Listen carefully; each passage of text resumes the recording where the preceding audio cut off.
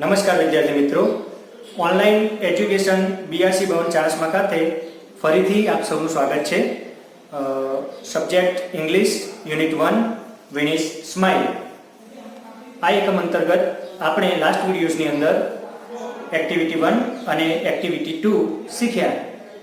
આજે આપણે એક્ટિવિટી 3 અને એક્ટિવિટી 4 ભણીશું. એક્ટિવિટી 3માં સરસ મજાની એક સ્ટોરી છે જેનું ટાઇટલ છે મેથી પકોડા. એ વાર્તા સાંભળીશું. અને એક્ટિવિટી 4ની અંદર સોહનના જીવનમાં બનેલી ઘટનાઓને આપણે યાદ કરીશું. તો ચાલો મિત્રો એક્ટિવિટી 3 શીખીએ. આજે આપણે એક્ટિવિટી 3 અંતર્ગત એક વાર્તા સાંભળીશું. વાર્તા સાંભળતા પહેલાં હું તમને થોડીક વાર્તાઓ યાદ કરાવવા માગું છું.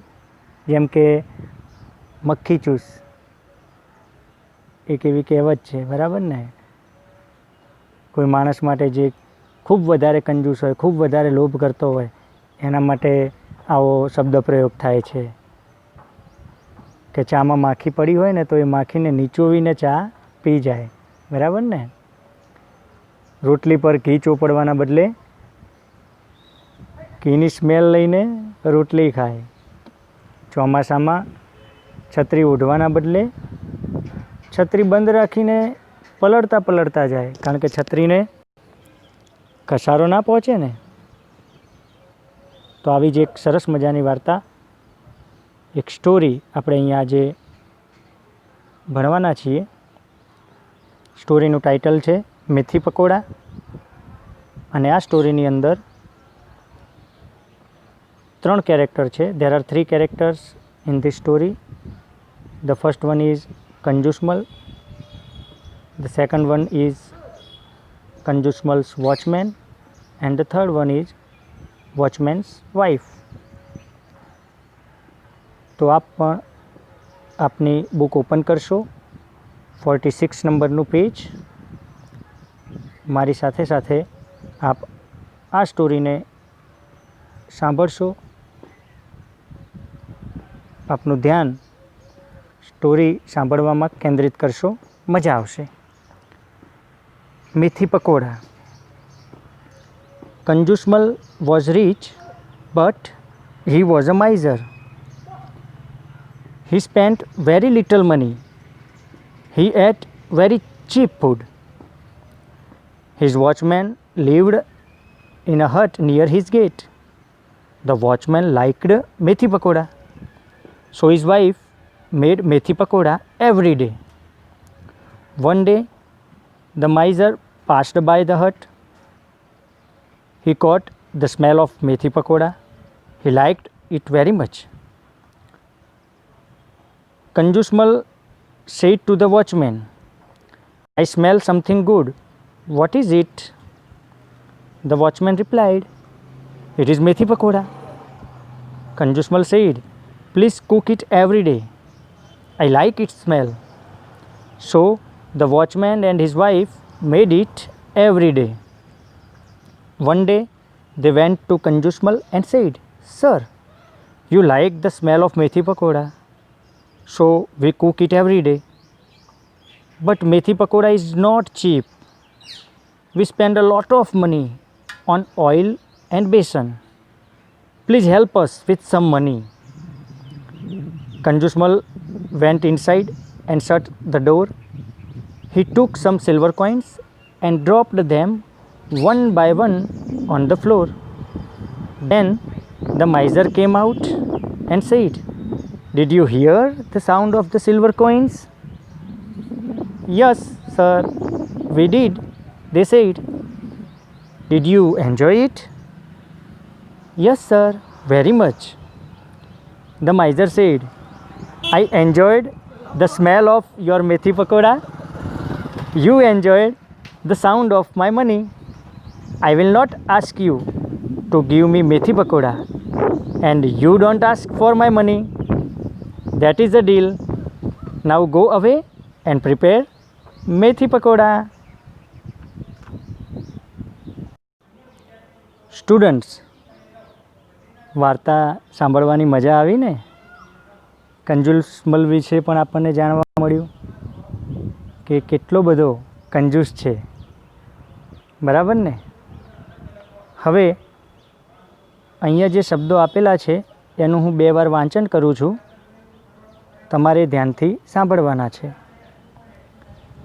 હટ, હટ, કોટ, કોટ,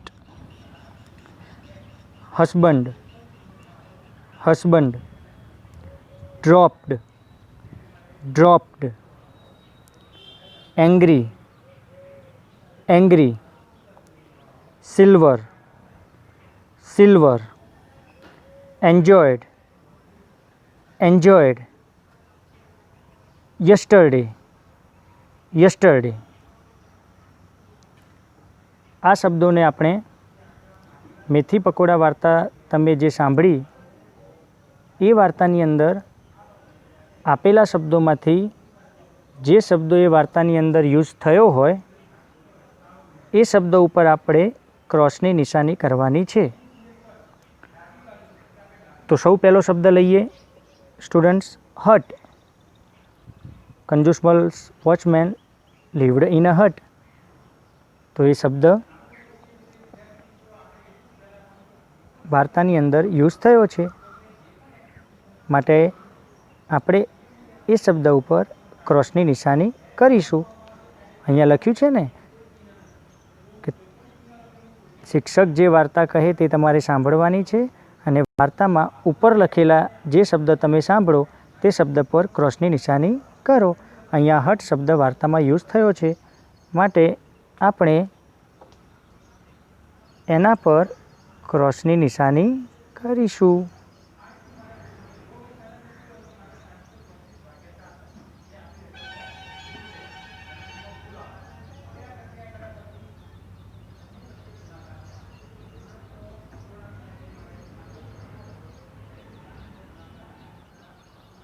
બીજો શબ્દ છે કોટ.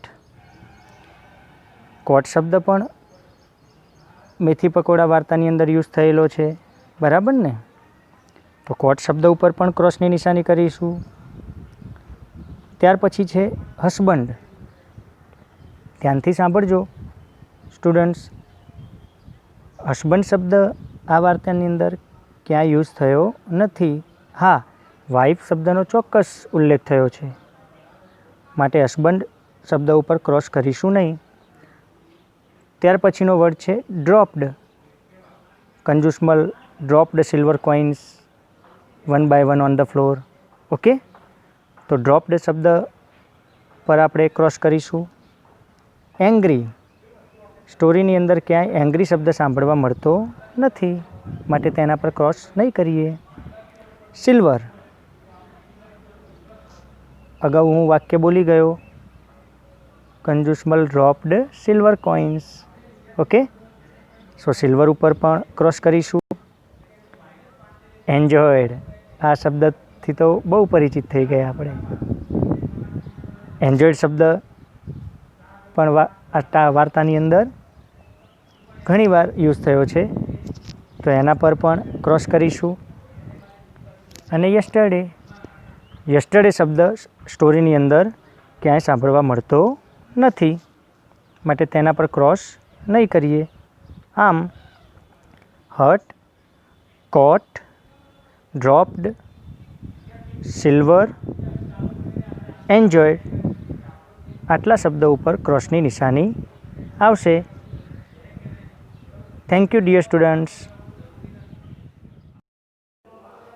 સ્ટુડન્ટ્સ, હવે આપણે એક્ટિવિટી 4 શીખીશું. એક્ટિવિટી 4, સોહનને તેના જીવનમાં બનતી ઘટનાઓના ચિત્રો દોરવાનો શોખ છે. તેણે દોરેલા ચિત્રો અને તેણે તેના મિત્ર મોહનને કહેલા વાક્યો તેની ડાયરીના પાનામાંથી વાંચો. અહીંયા તમારી સામે સોહનના જીવનમાં જે ઘટનાઓ બની અને એને ઘટનાઓને પોતાની અંગત ડાયરીની અંદર એણે નોંધ કરેલી છે. આપણે એ ચિત્રો જોઈશું અને વારાફરતી એને સમજવાનો પ્રયત્ન કરીશું. સૌપ્રથમ ફર્સ્ટ પિક્ચર જોઈશું મિત્રો. 6th January 2012 Friday. It was 6th January 2012. It was my birthday. My father bought a bicycle for me. 6 જાન્યુઆરી 2012ના રોજ શુક્રવાર હતો અને ચિત્રમાં જોઈએ છીએ એ પ્રમાણે સોહને પોતાની સાયકલની પાછળ સરસ મજાના બલૂન્સ લગાવ્યા છે અને સાયકલની સવારી કરી રહ્યો છે. 6 જાન્યુઆરી 2012 એ સોહનનો બર્થડે હતો, બરાબર. સો his father, Sohan's father, gifted him a bicycle. અને સોહન ખૂબ જ ખુશ છે. નાવ નેક્સ્ટ બીજા ચિત્રમાં શું બને છે? 11th February 2012 Saturday. I took part in bicycle race. I won the second prize. I also won this trophy. સોહનના પપ્પાએ તેને બાઇસિકલ ગિફ્ટ કરી છે, માટે સોહન દરરોજ સાયકલની સરસ મજાની સવારી કરે છે. સોહને એની સ્કૂલની અંદર બાઇસિકલ રેસનું આયોજન થયેલું હતું, એમાં ભાગ લીધો હતો અને એમાં હી વોન ધ સેકન્ડ પ્રાઇઝ, બીજો ક્રમાંક, સેકન્ડ પ્રાઇઝ મેળવ્યું અને સાથે સાથે ટ્રોફી પણ મેળવી. થર્ડ પિક્ચરની અંદર શું બને છે મિત્રો? 4th May 2012 Friday. Look at this picture. This is SSG hospital. I had an accident. I was in the hospital for 3 days. 2-3 મહિના સોહન ખૂબ જ ખુશ હતો, કારણ કે એના પપ્પાએ એને સાયકલ ગિફ્ટ કરી. સ્પર્ધાની અંદર, સાયકલ રેસની અંદર એણે બીજો નંબર પણ મેળવ્યો, ટ્રોફી પણ મેળવી. એટલે સોહન ઓવર કોન્ફિડન્સમાં આવી ગયો અને એકદમ ફાસ્ટ સ્પીડની અંદર સાયકલ ચલાવતો થઈ ગયો. પણ મે મહિનાની 4th તારીખના રોજ શું બન્યું? એની સાયકલનો એક્સિડન્ટ થઈ ગયો. માટે સોહનને ક્યાં દાખલ કરવો પડ્યો? એસએસજી હોસ્પિટલ, જે બરોડા ખાતે આવેલી છે. અને ત્યાં સોહનની 3 દિવસ સુધી ટ્રીટમેન્ટ ચાલી. તો વિદ્યાર્થી મિત્રો, આ સોહનના જીવનમાં જે ઘટનાઓ બનેલી છે એના પરથી આપણને શું શીખવા મળે છે કે ક્યારેય બહુ જ ઓવર સ્પીડથી બાઇસિકલ હોય, બાઇક હોય કે કાર હોય કે અન્ય કોઈ પણ વેહિકલ હોય, એ ઓવર સ્પીડથી કોઈ જ દિવસ ચલાવવું જોઈએ નહીં. બરાબર ને? તમે પણ તમારા જીવનની અંદર આ શીખ હંમેશા ધ્યાને લેશો અને વેહિકલ ચલાવતી વખતે આ બાબતોનું ધ્યાન રાખશો. બાય.